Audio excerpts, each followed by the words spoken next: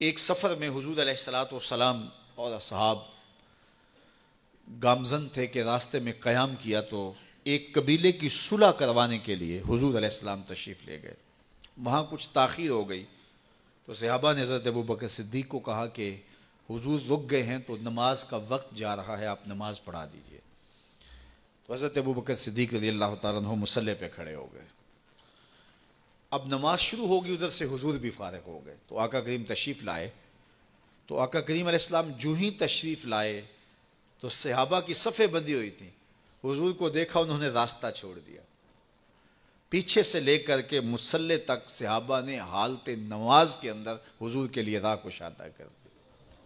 کاش کہ یہ حدیث سب لوگوں نے پڑھی ہوتی اور امت میں اتنے فرقے نہ بنتے اور یہ سوچ کبھی نہ پنپتی کہ نبی کے خیال سے نماز ٹوٹتی ہے. یہاں تو راستے چھوڑے جا رہے ہیں، یہاں تو پروٹوکول دیا جا رہا ہے.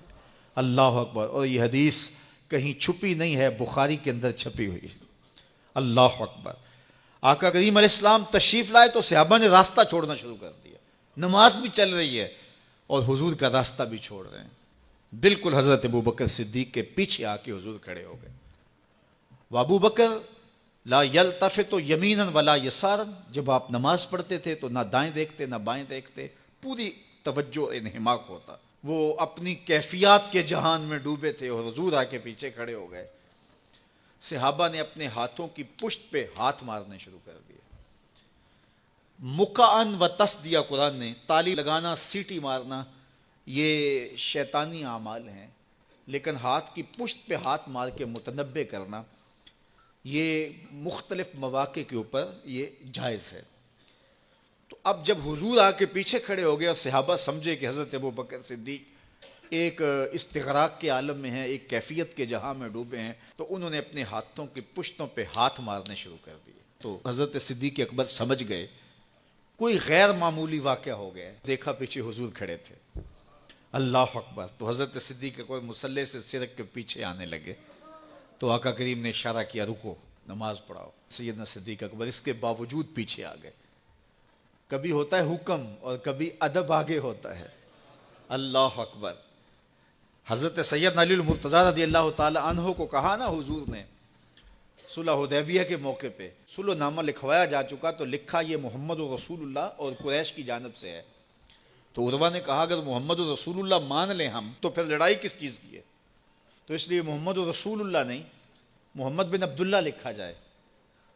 تو وہ اس بات پہ بضد ہو گئے اور اگر ایسا نہیں ہوتا تو معاہدہ ٹوٹ رہا تھا. تو حضور نے حضرت علی المرتضیٰ سے کہا کہ چلو رسول اللہ کا لفظ مٹا دو. عرض کی میں تو نہیں مٹاؤں گا، میں تو نہیں مٹاؤں گا، یہ نام میں تو نہیں مٹا سکتا.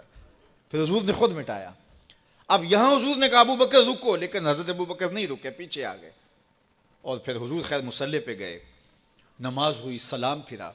تو حضرت ابو بکر صدیق رضی اللہ تعالیٰ عنہ کو حضور نے کہا ابو بکر جب میں نے کہا تھا تم رکے رہو تو تم کیوں پیچھے آئے؟ تو سنو حضرت ابو بکر نے کیا جواب دیا رضی اللہ تعالیٰ عنہ. کروڑوں سلام، لاکھوں عقیدتوں اور نیاز مندیوں کے خراج ان کی چوکھٹ پہ. عرض کرنے لگے ما کان لابن ابی قحافہ ان یؤم رسول اللہ صلی اللہ علیہ وسلم. حضور ابو قحافہ کے بیٹے کی جرت کب ہوئی کہ رسول اللہ کے آگے کھڑا ہو کے نماز پڑھائے؟ یہ ابو قحافہ کے بیٹے کی ہمت کب ہوئی کہ رسول اللہ کے سامنے کھڑا ہو کے نماز پڑھائے؟ تو ادب پہلا کرینہ ہے محبت کے کرینوں میں.